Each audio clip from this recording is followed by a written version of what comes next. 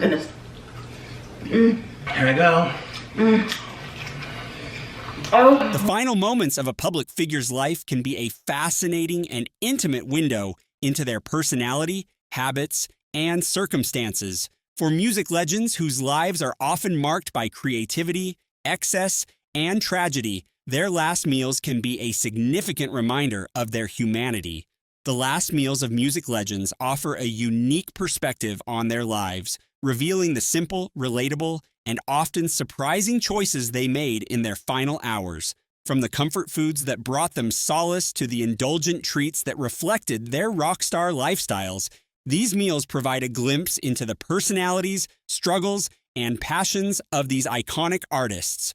In this video, we'll delve into the last meals of 11 music legends, exploring the stories behind their final bites. You'll discover that many of these legendary musicians opted for humble, comforting dishes such as sandwiches, sweets, and seafood that are surprisingly relatable to our own lives. 11. Sid Vicious.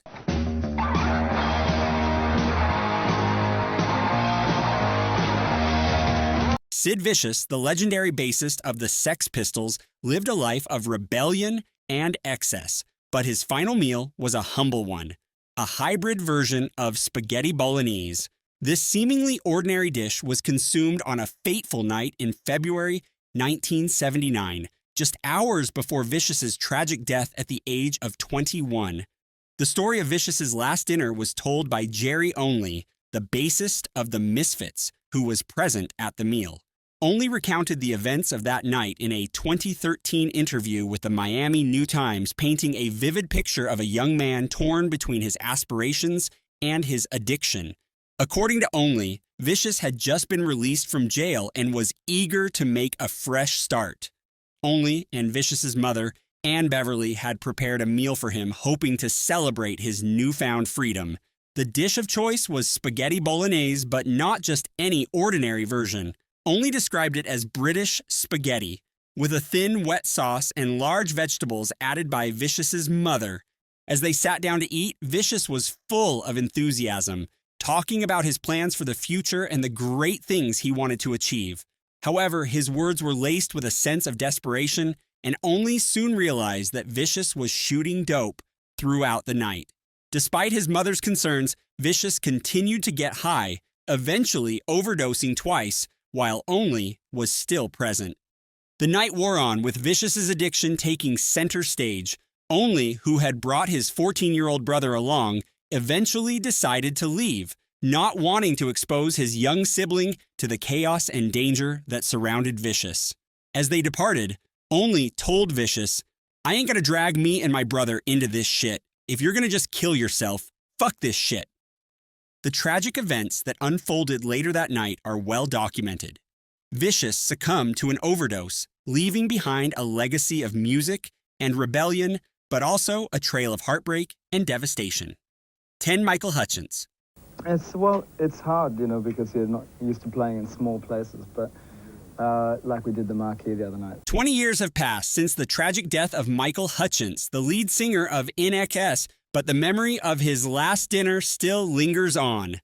On November 21st, 1997, Hutchence dined at Flavor of India, an Indian restaurant in Edgecliff, Sydney, with his father and stepmother. Little did anyone know that it would be his last meal. The restaurant, which still operates today, has become a pilgrimage site for In Excess fans.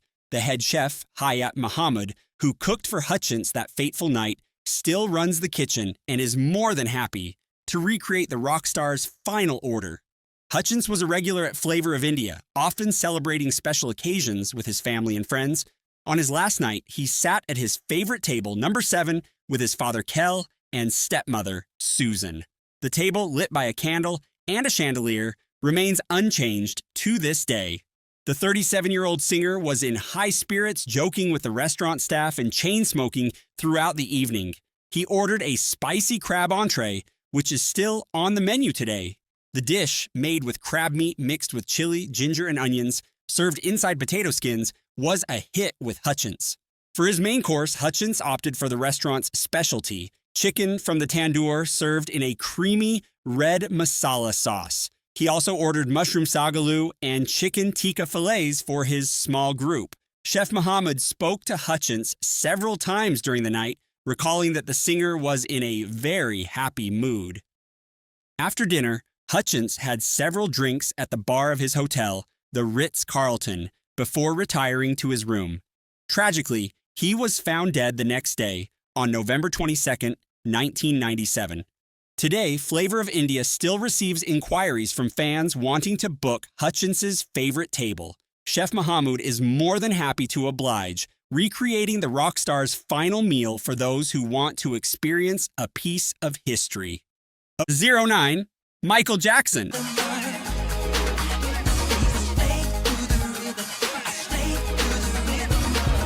The king of pop, Michael Jackson, may have left us too soon, but the memories of his final days still linger on.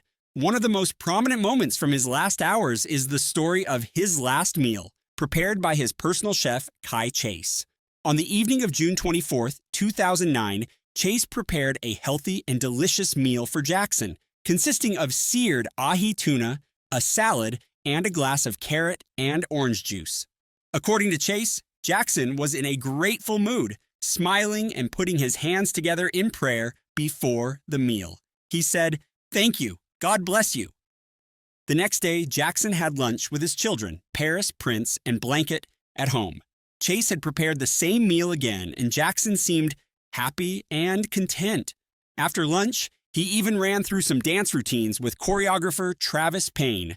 Tragically, just hours later, Jackson would accidentally overdose on a sedative in his bedroom, leaving behind a legacy of music and memories that continue to inspire fans around the world. Kai Chase's account of Jackson's last meal is a touching reminder of the singer's humility and gratitude, even in the face of fame and fortune. 08, Kurt Cobain. He is just disgusted, basically, with all humans, and he just can't get away from humans, so he goes on this trek. Kurt Cobain, the legendary lead singer of Nirvana, left an indelible mark on the music world before his tragic passing in 1994.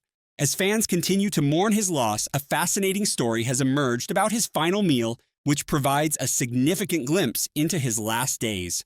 On April 3, 1994, just 48 hours before his death, Cobain visited the Cactus Restaurant in Seattle, accompanied by two friends.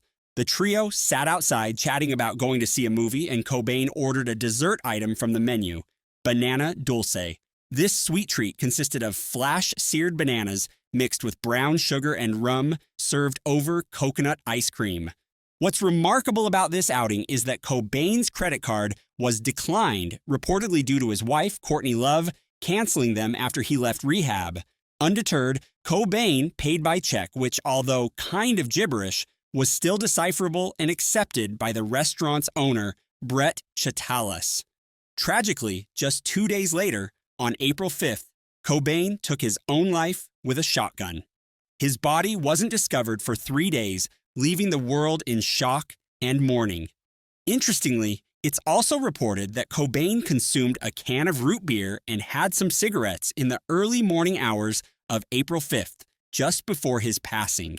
Today, the Cactus Restaurant still serves the banana dulce as a reminder of Cobain's final meal. The dish has become a tribute to the legendary musician, allowing fans to connect with him in a unique way. 07, Jim Morrison. Well, show me the way to the next whiskey bar.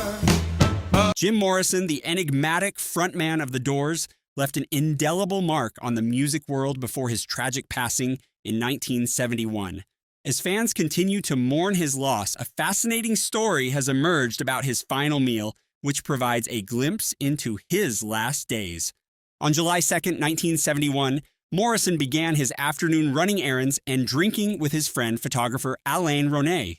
Ronay noticed that the former Doors singer looked shaky that day and was having intermittent bouts of body-shaking hiccups as they walked around Paris's Le Marais neighborhood.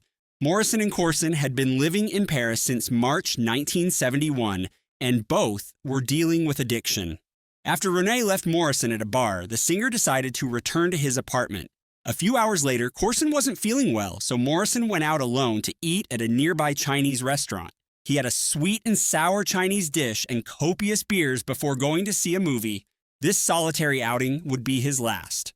Early the next morning, Morrison was found dead in his bathtub, officially from a heart attack, but possibly from a heroin overdose. The news sent shockwaves around the world, and fans were left to mourn the loss of a musical icon. 06. Jimi Hendrix.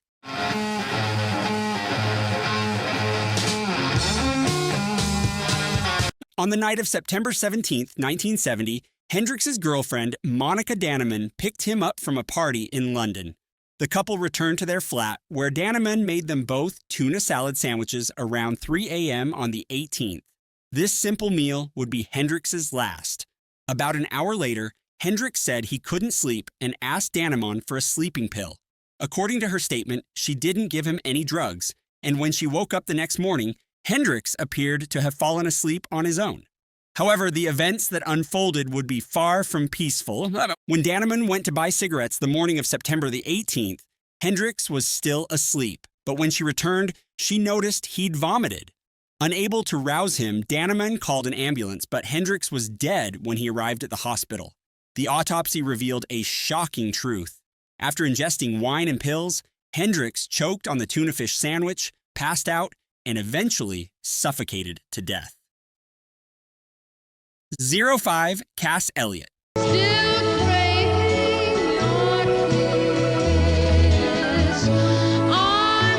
Cass Elliot, the beloved singer of the Mamas and the Papas, left an indelible mark on the music world before her tragic passing in 1974. For decades, a myth has persisted about her final meal, claiming that she choked on a ham sandwich, leading to her untimely death. However, the truth behind this story is far more complex and nuanced.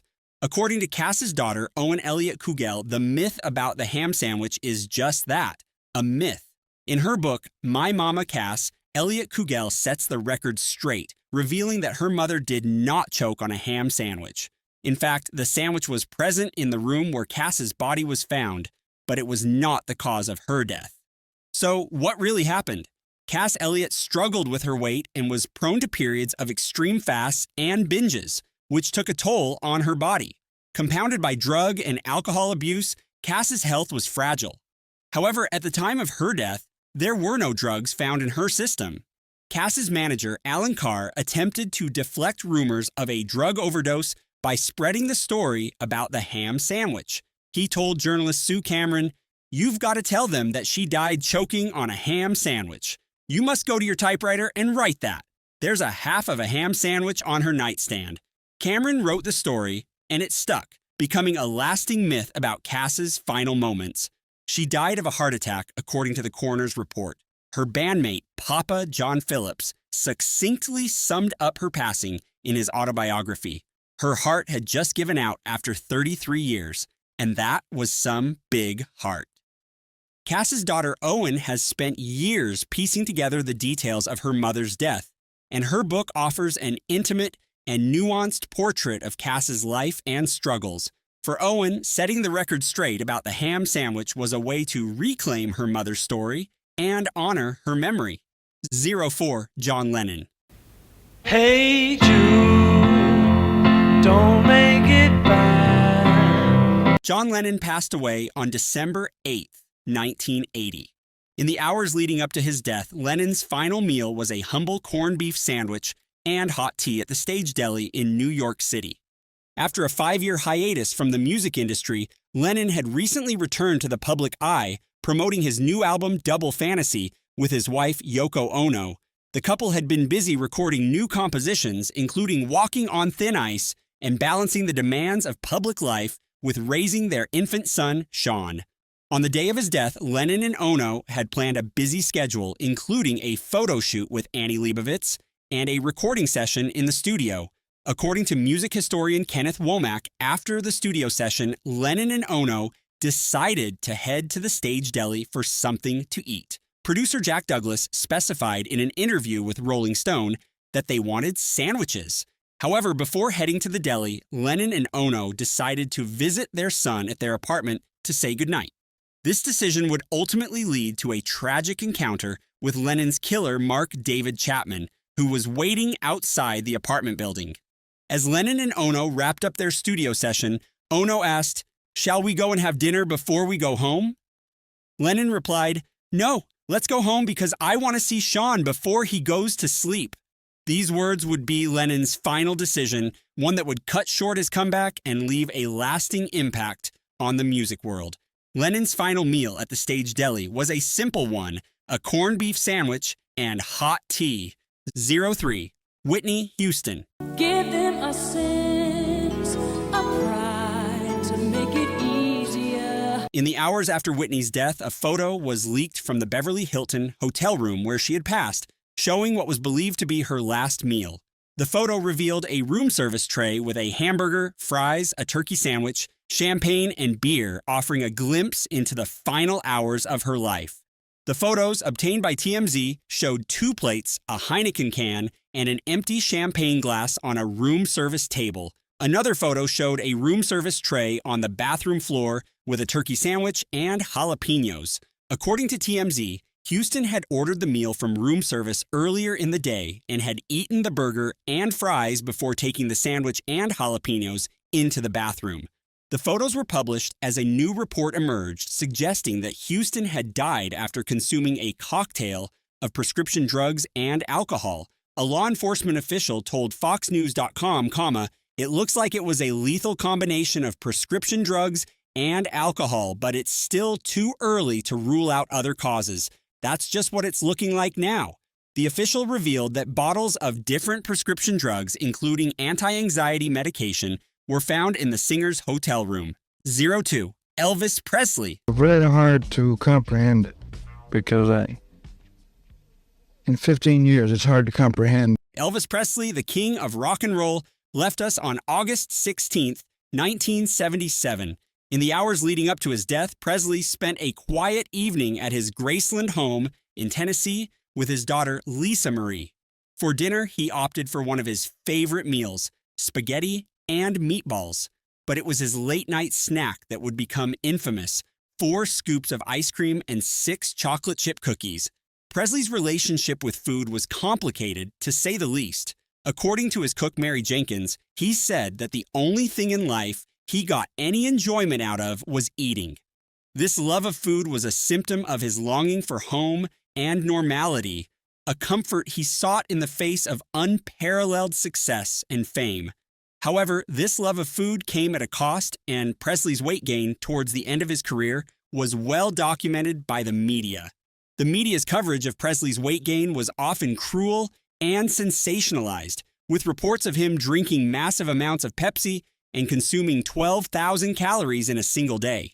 This kind of scrutiny is often reserved for women in the public eye, and it made the coverage of his death even more egregious.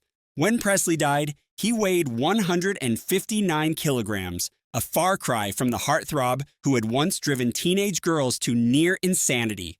Presley's eating habits were often extreme, with reports of him eating a pound of bacon at a time and causing a Tennessee-wide egg shortage due to his love of Spanish omelets. He was also known to eat hundreds of dollars worth of ice cream bars late at night.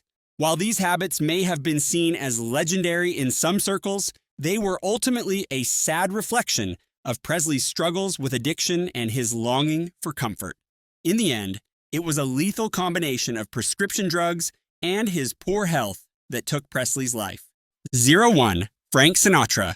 Let me play up there with those stars. Let me see what life is. Frank Sinatra died on May 14th, 1998. In the hours leading up to his death, Sinatra went about his daily routine, enjoying a grilled cheese sandwich, a culinary favorite that would ultimately become his final meal. Sinatra's life was a testament to his enduring legacy, a life filled with glamour, fame, and music. However, in his final years, the crooner's life was quiet and humble, marked by declining health and increasing isolation. Despite his classy image, Sinatra's final days were spent at home, surrounded by his wife Barbara, his cleaner Vine, and the occasional visitor. On May 14th, Sinatra went about his daily routine, enjoying a grilled cheese sandwich by the pool of his Los Angeles estate. It was a quiet, unremarkable moment, one that would ultimately become his final meal. Later that day, Sinatra suffered a heart attack, his second in 2 years, and was rushed to Cedars-Sinai Medical Center in Los Angeles, where he died at the age of 82. This brings us to the end of our video. Hope you like our video. We'd really appreciate your support. If you could lend us a hand by following us, clicking on the bell icon for notifications, and leaving your valuable comments. It would mean a lot to us. Sending you warm regards from our corner of the world. Take care and goodbye for now.